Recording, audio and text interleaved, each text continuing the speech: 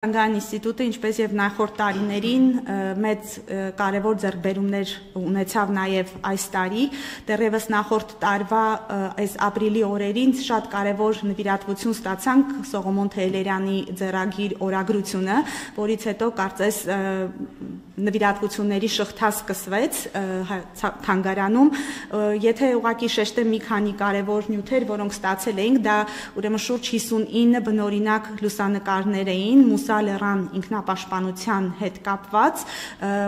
եւ տեղում ինքնապաշտպանության մարտերից անմիջապես հետո եւ ֆրանսիական նավերի օգնությամբ հայերին փրկում էին, ինչպես նաեւ նրանց Պորտսայիդ տեղափոխվելու եւ իրենց կյանքի հետ առաջին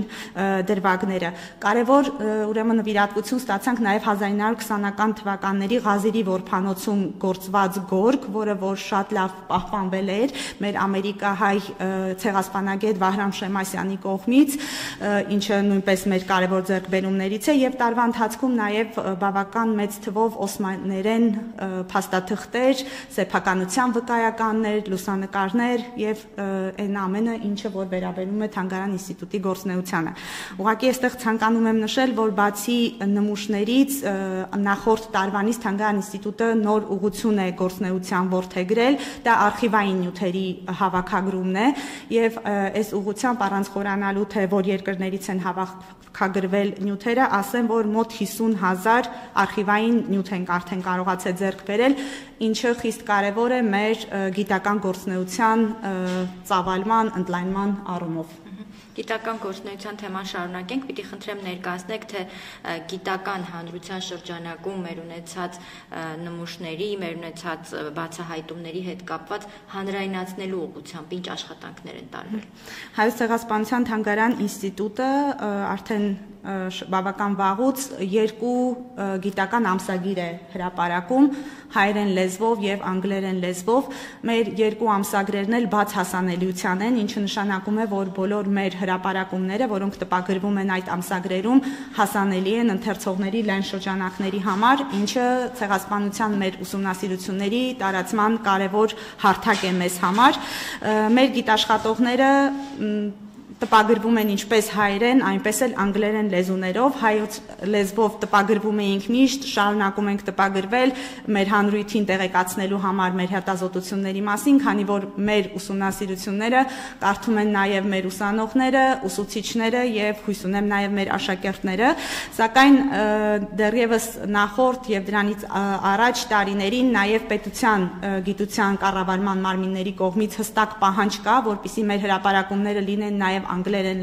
լեզվով, ինչը ես անձամբ խրախուսում եմ եւ իմ գործունեության ամբողջ ընթացքում խնդրել եմ մեր գիտաշխատողներին, մեր հայացք ուղենք նաեւ դեպի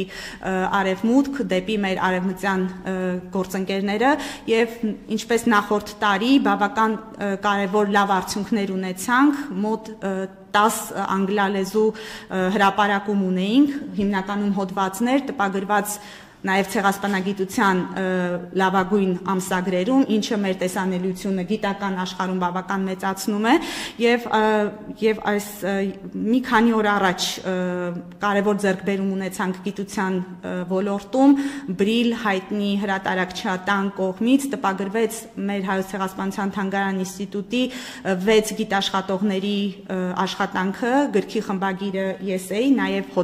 գլուխ ունեմ գրքի մեջ, առաջին անգամ որ միայն հայ գիտնականներին հաջողվեց այդ բավական մեծ ճանաչում ունեցող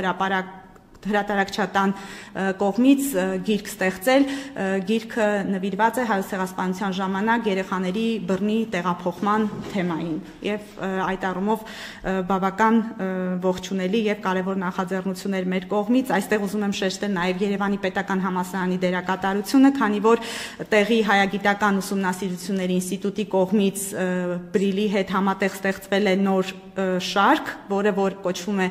Հայաստանի մշակույթ եւ քաղաքականություն կամ քաղաքակրթություն, այսինքն կարևոր նախաձեռնություն նաև մեր գոլեգաների կողմից եւ մեր գիրքը առաջինն էր այդ շարքի մեջ նվիրված Հայոց ցեղասպանության 110-ամյա տարելիցին։ Ասեմ, որ արդեն այս տարի մեր գիտաշխատողները արդեն իսկ մի քանի լավ հրապարակում ունեն դրսում եւ նույն տեմպով պետք է շարունակենք։ Գիտական թեմային անդրադառնալով ուզում եմ ասեմ, որ Թանգարան ինստիտուտը այդ ուղղությամբ նաև կադրերի հարցն է փորձում լուծել։ Առաջին անգամ երևի Թանգարանի գոյության ընթացքում ունենք մոտ 30 գիտաշխատող։ Կարևորեմ նաև, որ բացեցինք հատուկ գիտական բաժին, Հայոց ցեղասպանության իրավական ուսումնասիրությունների բաժինը, որը Թանգարանում չէր եղել, մոտ 6-7 երիտասարդ միջազգային իրավունքի մասնագետներ ունենք, որոնք որ զբաղվում են ոչ միայն հայոց ցեղասպանության, այլ նաև Արցախի հետ կապված իրավական տարբեր հարցերի ուսումնասիրությամբ եւ տպագրությամբ առաջնահերթ արտասահմանյան հրապարակումների ձևով եւ նաեւ հայերեն հրապարակումների ձևով։